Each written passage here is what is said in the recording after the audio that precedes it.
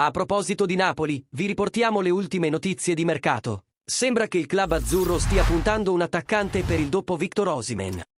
Prima di approfondire questa notizia, non dimenticate di lasciare il vostro like, di condividere con gli amici e, ovviamente, di abbonarvi per non perdere nessun dettaglio sul nostro amato Napoli. Il giocatore sotto i riflettori in questo momento è Jonathan David del Lille, che ha suscitato l'interesse non solo del Napoli, ma anche di altri colossi europei. Giganti europei. Jonathan David, attaccante canadese, viene preso in considerazione dal Napoli per colmare il possibile vuoto lasciato da Osimhen. In un'intervista a Telefoot, David ha espresso la sua soddisfazione per aver attirato l'attenzione di grandi club come Napoli, Milan, Atletico de Madrid e Chelsea.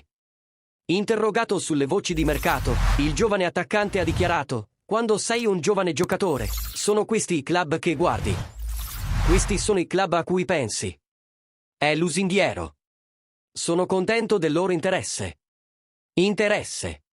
Il nome di David è tornato sotto i riflettori dopo le dichiarazioni di Osimhen durante la Coppa d'Africa, che ha lasciato intendere che questa potrebbe essere la sua ultima stagione al Napoli, situazione confermata anche dal presidente Aurelio De Laurentiis. L'eventuale arrivo di Jonathan David sarebbe un passo importante per rafforzare il nostro settore offensivo, inserendo un giocatore giovane e talentuoso nei piani di Mister Mazzarri.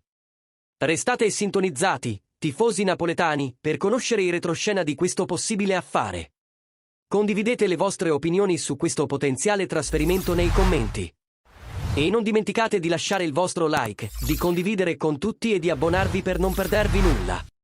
Presto avremo altri aggiornamenti sul Napoli. Forza Napoli, sempre!